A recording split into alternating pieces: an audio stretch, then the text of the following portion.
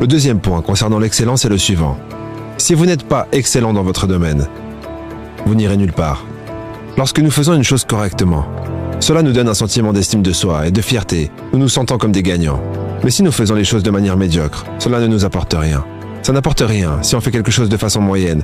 Mais si nous le faisons de manière vraiment exceptionnelle, cela nous fait nous sentir merveilleusement bien. Vous voyez, vous n'avez pas besoin d'être radicalement différent de quelqu'un d'autre. Vous devez juste être un tout petit peu meilleur dans les domaines critiques qui font la différence. Et vous pouvez y parvenir, simplement en faisant un objectif, en le fixant comme un but et en y travaillant. Vous pouvez devenir tout ce que vous voulez devenir. Plus vous travaillez dur, meilleur vous devenez. Plus vous travaillez dur, meilleur vous devenez.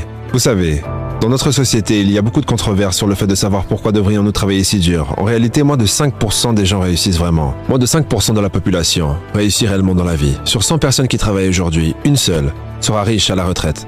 4 seront financièrement indépendantes. 15 auront quelques économies. 80% seront fauchés, dépendront de la charité et de la retraite. Seulement 1 à 2% des gens de chaque génération réussissent réellement dans la vie. Et dans toutes les études, ceux qui réussissent sont ceux qui travaillent dur, dur, dur.